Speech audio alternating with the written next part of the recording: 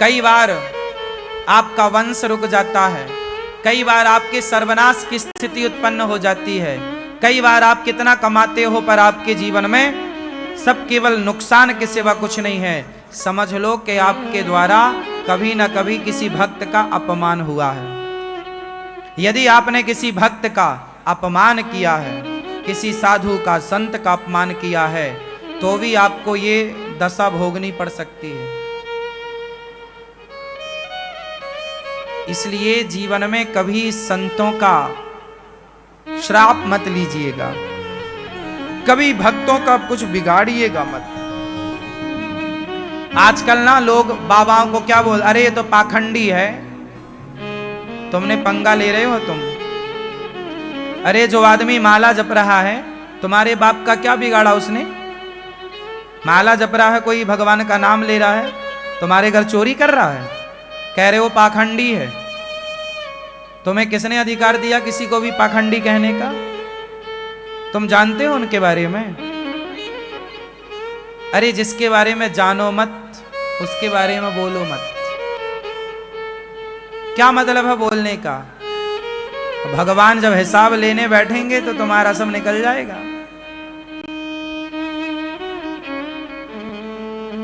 जीवन में भक्तों का कुछ ना बिगाड़ना। जो वृंदावन जाते आते भक्त हैं, जो अच्छा कार्य कर रहे हैं, कुछ लोग आपके पड़ोस में कोई ज्यादा भजन करने लगे, कीर्तन करने लग जाए, तुलसी की माला पहनने लग जाए, तिलक लगाने लग जाए, तो आप क्या करते? अरे पाखंडी है, पाखंडी है, बड़ा भक्त बन रहा है।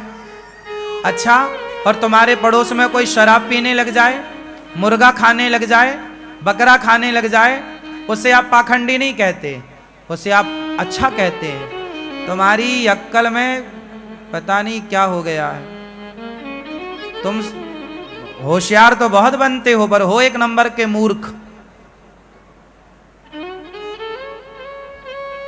आज का समाज, आज के लोग गलत को गलत नहीं कहते, सही को गलत कहते हैं।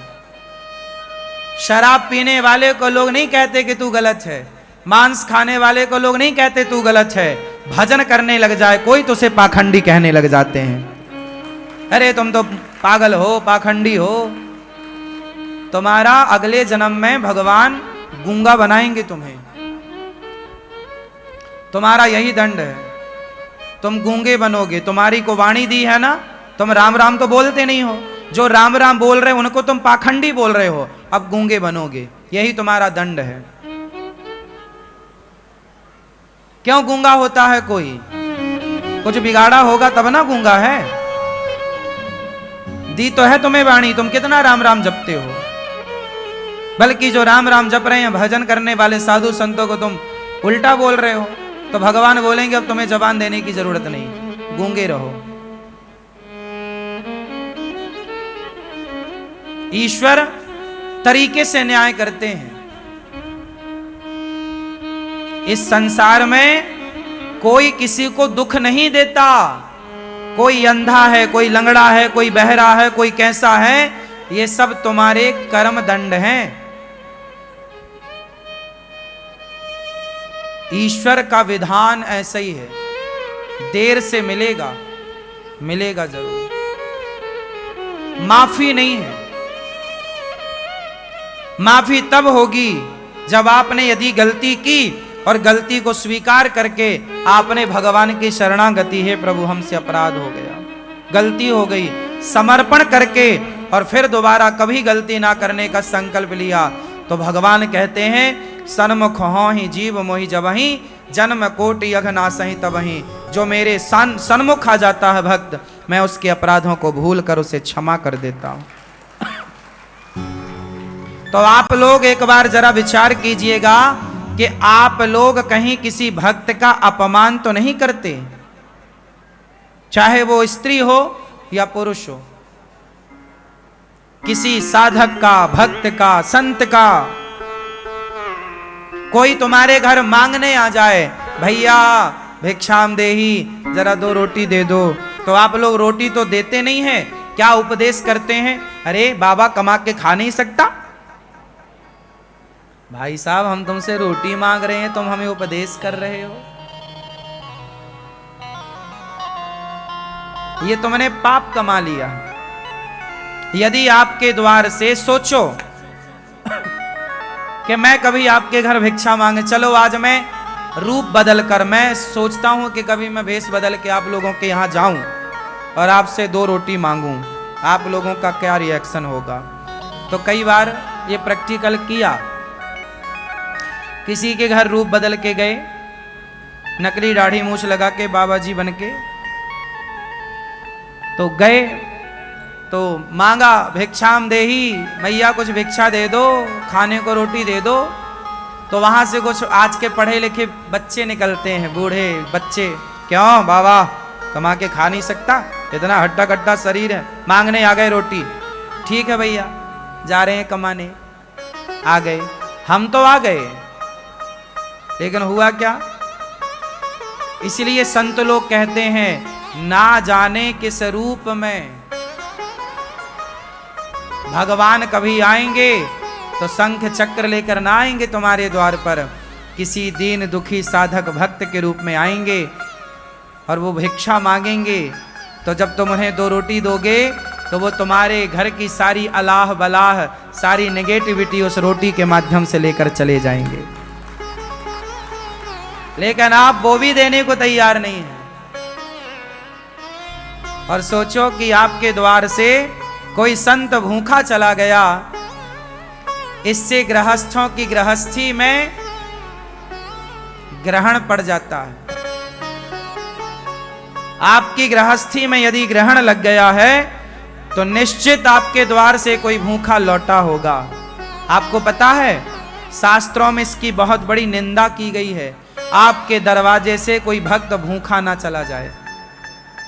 आप गृहस्थ हैं और गृहस्थ के द्वार पर गाय आती है तो गाय को रोटी मिलनी चाहिए, कुत्ता आता है कुत्ते को रोटी मिलनी चाहिए, चींटियां हैं चींटी को दाना मिलना चाहिए, पक्षी है पक्षी को दाना मिलना चाहिए, संत है संत को भोजन मिलना चाहिए।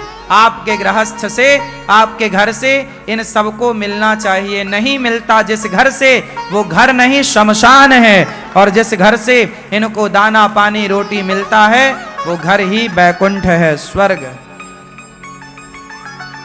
गृहस्थी आजकल तो लोग समझ ही नहीं रहे, सब मस्त हैं अपनी संसार में, अपनी दुनिया में।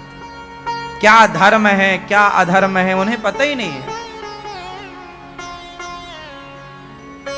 प्रेम क्या है भक्ति क्या है कुछ पता ही नहीं है, जीवन क्या है क्यों मिला है कुछ पता ही नहीं है। ये दास अनिरुद्ध, हम गृहस्थ हैं। हम क्या हैं? गृहस्थ हैं, हाँ या ना? हाँ, हम गृहस्थ आश्रम में हैं। और गृहस्थ आश्रम का धर्म क्या है कि आपके दरवाजे कोई आता है भूखा ना जाए।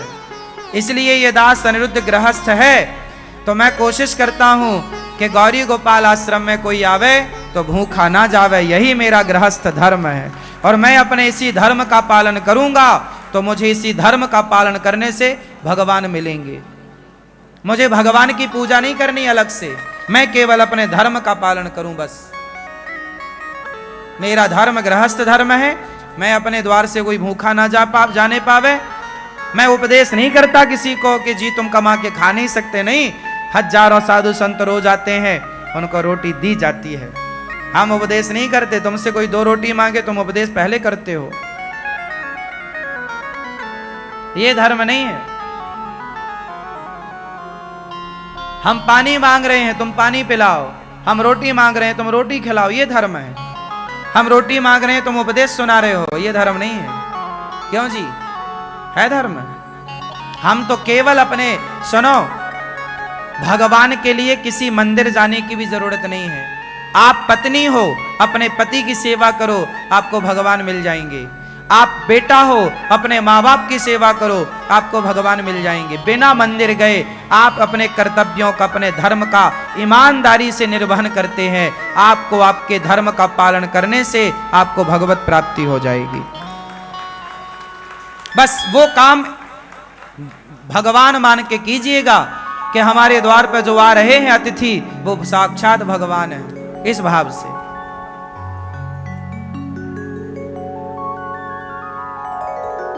भगवान से प्रेम, भगवान